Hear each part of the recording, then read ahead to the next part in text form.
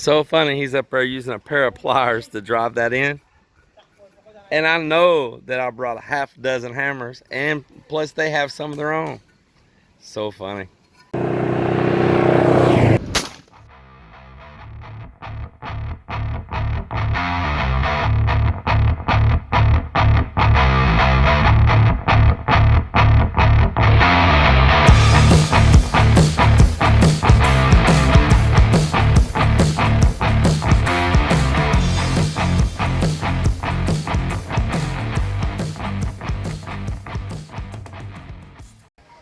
So inside in here, he's getting it all ready to pour concrete. He's got his forms all up there. He's got the plywood in. And a lot of this bamboo is really strong for bracing to support that. So that looks pretty good. He's got a little center beam going through the middle of it. And we'll have that done. So as you see here, they've got this all about ready to pour. I've got some conduit that I want to get slid in there for some lighting, and that'll be ready to go. So I'll probably get that put in the morning. I'll make a run to City Hardware this evening here in just a bit and get the supplies I need for that, and then they'll be ready to pour that. I'd say by mid-morning they will probably be getting this poured. I saw you sneaking through. You're trying to be like a little predator. Yes. I see you got your buddy with you. Oh, he found a little niblet of a bone I dropped probably earlier. I think so. Yeah. So what you doing, Miss Melinda? You gonna eat my last piece of chicken? No, no, no. You already had 3 over there. Mm-hmm. Just 2. 3. I count them in the dish. 2. Because in KFC there are only 6 pieces of chicken. Not in, I mean in KFC, not in Jollibee. Better stay away from my chicken. I know. Mm-hmm. What you been doing? Because when nighttime comes, you'll be eating some Filipino food over there, and I'm gonna be like, oh, I'm so hungry. Really? Hey, that spicy KFC chicken was good though, boy. And it's really spicy. It's really good, I like it. It is, boy. So we are ready to pour the cement over the CR this morning, but one important task has to be done first, and that's getting the light boxes in the ceiling where the lights are going to be, the electrical conduit in place, and just like I did right up here on this ceiling, I embedded them in first. So what I have learned from my last time that I did it and this time is a couple crucial things. One thing is these boxes here, these have like a little brass eyelet in there that's threaded that they will strip out of there, because what will happen is this ordinary steel bolt right there, screw, will get in there and a little caustic will form or rust, and it'll lock itself right in. That don't matter if you're seaside or not seaside, it's just an ordinary thing to happen. I had a subscriber suggest some boxes that they said Wilcon had. I could not find those boxes. I went some other places, and I was out of luck for that, especially for these. I did find another type for these. So I think I have a real simple remedy, and I did it on this one. I filled that hole right there with grease. You could use petroleum jelly. Heck, if you had some fixed vapor rub, you could probably put it in there. Anything greasy like that that'll hold, not just oil. And I put that in there, and that should stop that problem of that rust and that caustic bonding those threads right there. And then the next thing that I learned is the screws. These screws here, when you have this lid on, they would get cement all in those threads on the end. And the same thing, you might want to just take a little dab and put into the Phillips or flathead slot that those have, and then put a piece of tape over it. So then when you remove your form board off the bottom, and remember all this will be embedded in concrete, then when you remove your form board off the bottom and you need to remove this cover, you can easily get to your slots there, Phillips or flathead, and remove these, and they should not be bonded. And that should even help you way down the road of working on those as well.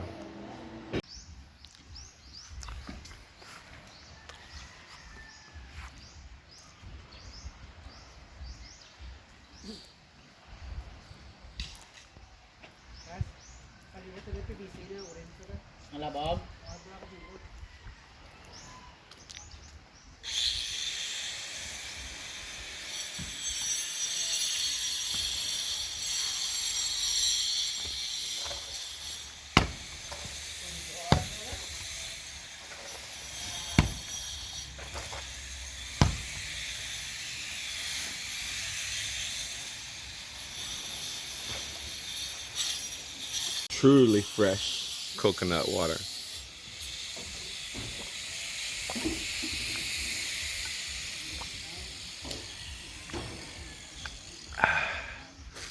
Good. So Mel made us a lunch over here, kind of like a chop suey, and it's got what, chicken livers in it? Yes, chicken liver. Chicken livers and this chop suey, man, it's really delicious. But last night we stopped and bought these shells here too, Mel. You want to tell them what these shells are? We call this one lampirong.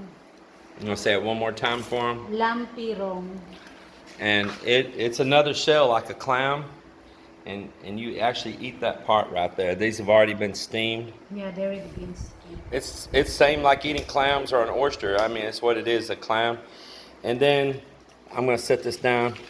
Then this right here, this is its shell. I mean, isn't that something? You know, it's really transparent, as you see.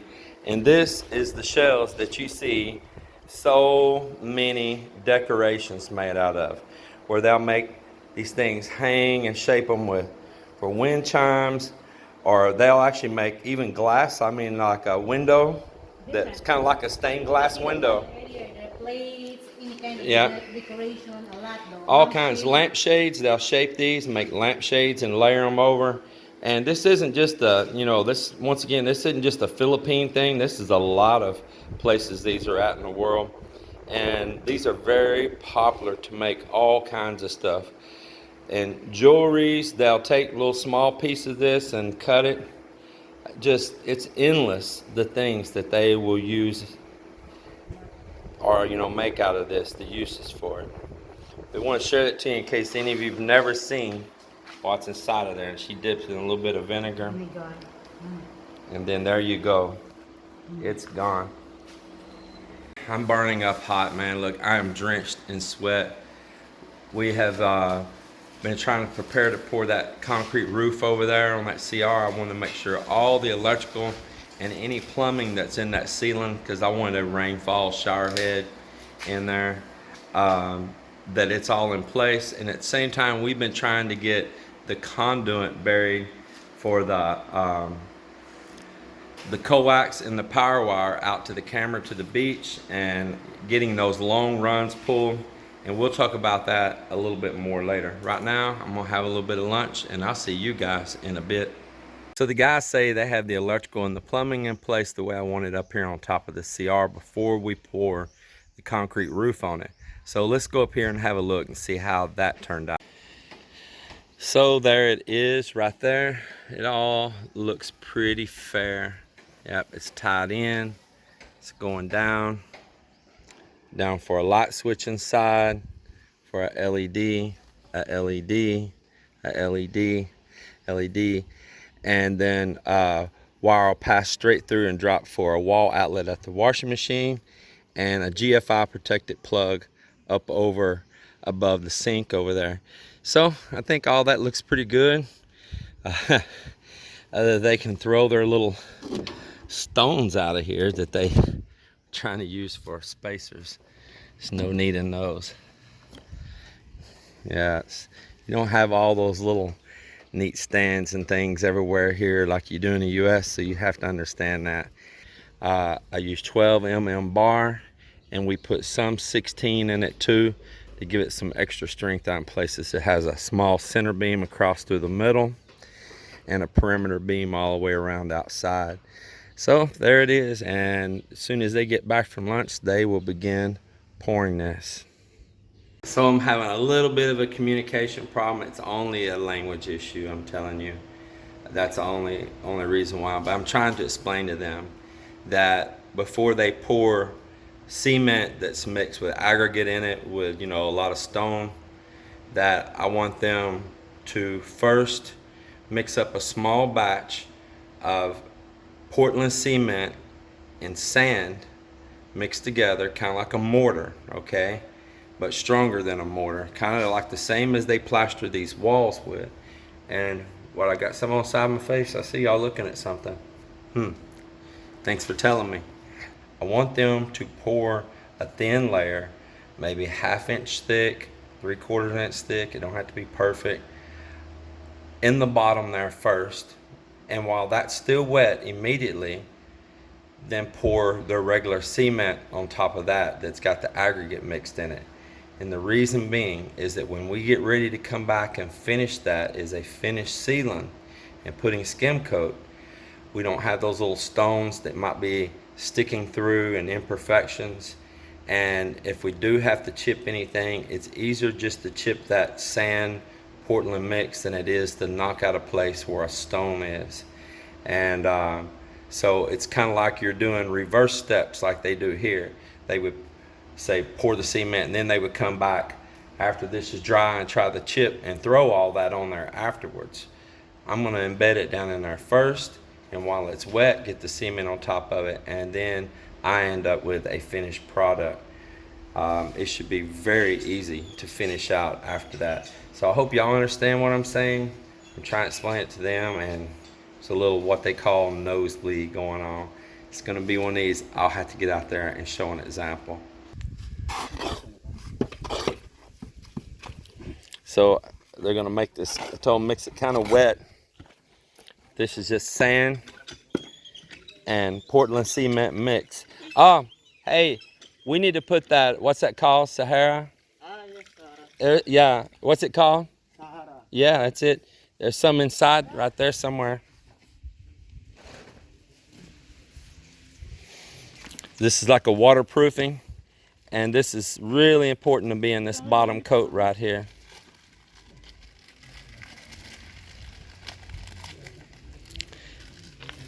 This is a Ginisa mix. This is magic syrup for cement. Hey, maybe we should put magic syrup also. Let me see that empty bag when you're done. So you see here, this is cement waterproofing compound.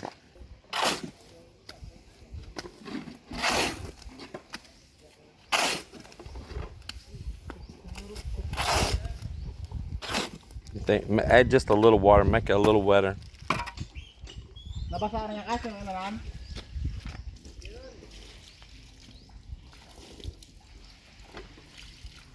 Add just a little more water. Mix again. I want it a little wetter than that. Just a little bit more. I want it so it spreads easy in there.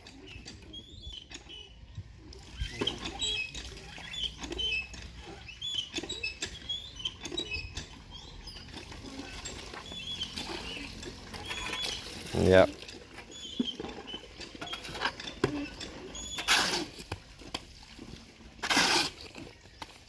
Help him mix this.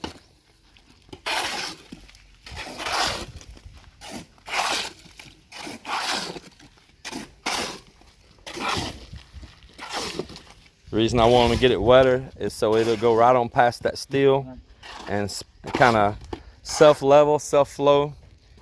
Mix a little more. Mix a little more. Get it consistent. Want it where it's kind of soupy. It goes right past that steel, and it acts kind of self-leveling, and it'll spread out real easy on top of that. See how it's still dry inside in there?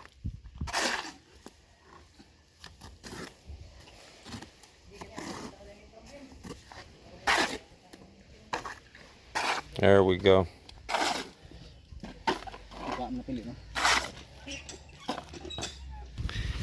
Arlie was just asking me about the finish on this, if I want it really slick up here on top.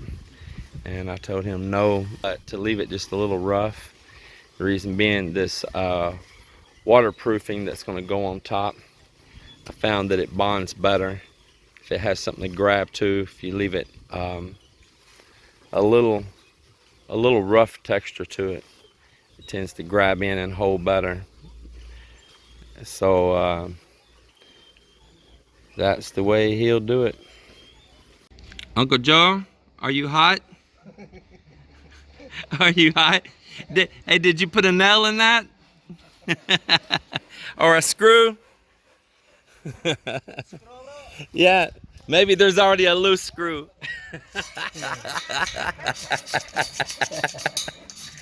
Oh my goodness.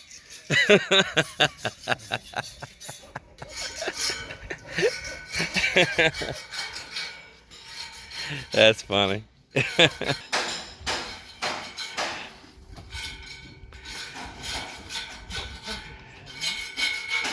So we got everything prepared here, and they're about to pour this canopy across the back garage door. We got electrical set for some LED lights to be underneath here, for some power going out. There he goes, he's starting it now. For some power going out underneath here where the boat is, and for CCTV camera. So we got everything in place, and they are beginning their pour.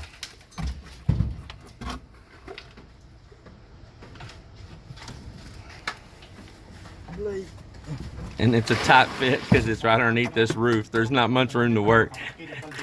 He's having to work with a bent neck. Maybe we should put a shorter person there pouring. We got the tallest person on the job site pouring the cement.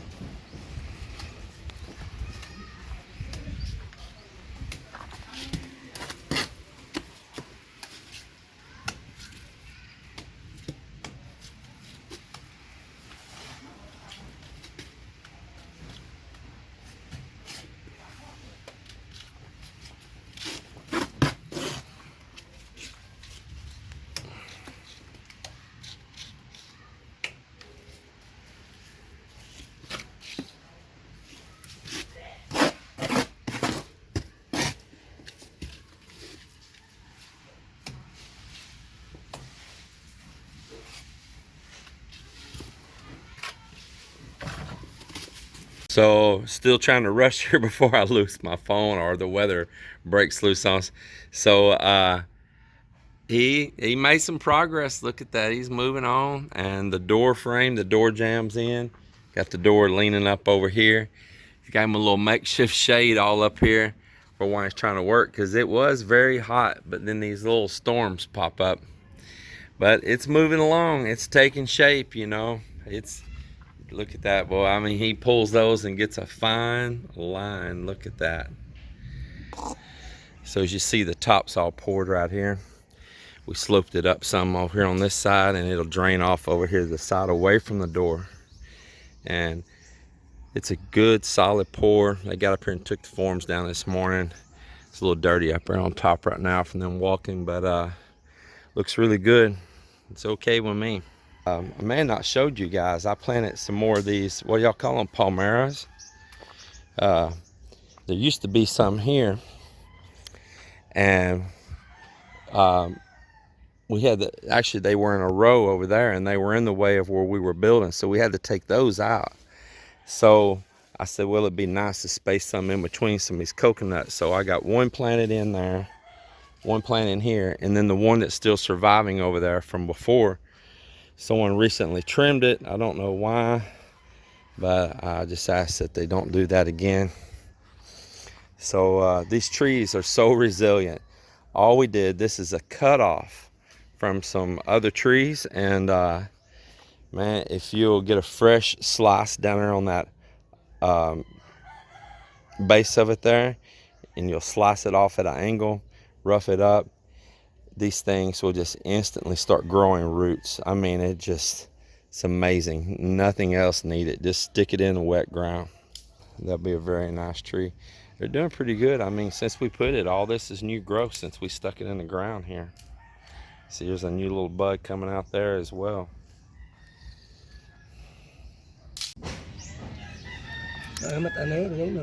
Dalawa lang ako nung basta nakakaroon ngayon. Durot doon na mo na, wala marami.